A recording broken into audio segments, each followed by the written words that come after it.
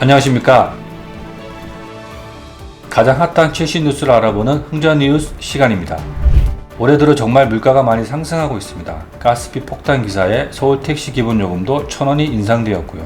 그래서 오늘의 뉴스로 소비자 물가지수 CPI를 선정해 보았습니다. 우리가 마트나 시장에 가서 체감적으로 물가를 인식하기도 하지만 공식적으로 물가가 얼마나 변동했는지 확인하는 작업은 통계청에서 하는데요. 물가지수를 측정할 때 모든 상품의 가격을 다 조사하는 것은 아닙니다. 소비자 입장에서 물가를 체감할 수 있는 대표적인 소비재와 서비스의 가격 약 460여 개가 그 대상이 됩니다. 소비자 물가지수에 포함되는 460여 개 품목 중에 변동폭이 매우 큰 식료품과 에너지를 제외한 지수를 근원 소비자 물가지수라고 합니다. 2022년 12월 한국의 소비자 물가지수는 5.0%인데 근원 소비자 물가지수는 4.1%입니다.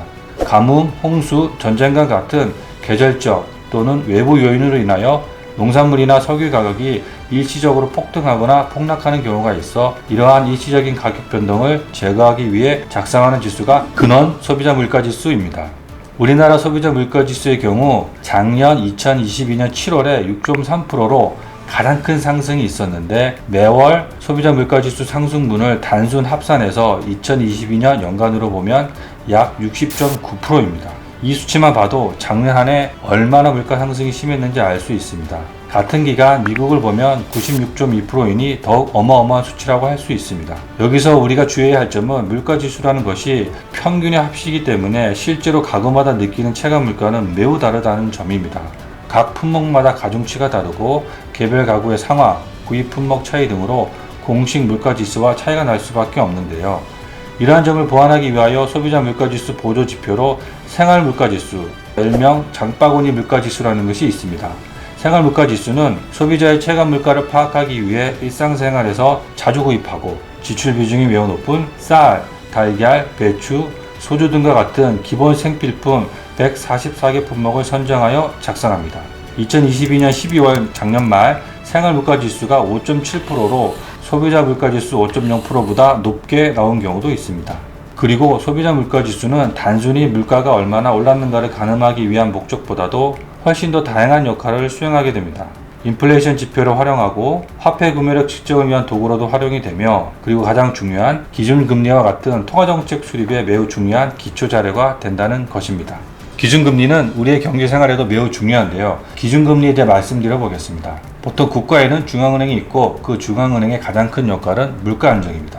물가 안정을 위해 소비자 물가지수가 얼마나 오르고 내렸는지를 가장 중요하게 보고 그 내용에 따라 기준금리를 올리고 내리는 통화정책을 수립하게 됩니다. 전 세계에서 가장 큰 영향력을 가진 미국의 중앙은행 역할하는 페드의 경우 2012년에 적정한 인플레이션 수준을 2%로 정해두었습니다.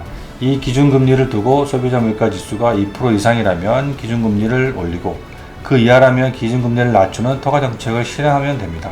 아주 단순하게 숫자만 보면 어렵지 않게 기준금리를 올리고 내리면 되지만 실제 현실에서는 단순하게 판단하기에는 많은 변수들이 생깁니다. 그래서 실제로 2021년 1월 1.4%였던 미국 소비자 물가지수가 2021년 12월 7.0%까지 상승했음에도 미국은 기준금리를 올리지 않았고 2022년 3월에 8.5%까지 상승하자 부랴부랴 급격하게 기준금리를 올리기 시작했습니다. 무려 1년이 넘는 시차가 발생하면서 생긴 기준금리 인상의 부담이 2022년 그리고 2023년 지금 우리에게 현실로 다가오고 있는 것입니다. 참고로 미국은 소비자 물가지수 CPI 외에 상무부에서 개인 소비지출이라는 지수를 별도로 산출합니다. 미국도 한국과 동일하게 근원 소비자 물가지수, 일반 소비자 물가지수가 있고 기준금리 인상 여부에 가장 큰 영향을 미치는 지수는 근원 개인 소비지출입니다. 통계청, 국가통계 포털, 그리고 소비자 물가지수 이해라는 사이트를 통해 자세한 정보를 얻을 수 있고 요즘은 포털 사이트에서 검색해도 월별 물가지수 변동에 대한 많은 데이터를 얻을 수 있으니 참고 바랍니다. 마지막으로 참고할 만한 이야기를 하자면 단순히 이번 달에 물가지수 상승률이 몇 프로로 엄청 올랐다 내렸다 이런 것보다는 1년, 2년, 3년 이렇게 중장기로 어떤 방향으로 흘러가고 있는지를 파악하는 것이 중요합니다. 통화정책은 신중하고 길게 보고 결정해야 하는 매우 중요한 일이기 때문에 한두 달 짧게 보기보다는 긴 안목으로 추이를 지켜보는 것이 중요하다고 말씀드리겠습니다. 이상 최근 많은 관심이 대상이 되고 있는 소비자 물가지수에 대해 알아보았습니다. 흥전뉴스 마칩니다.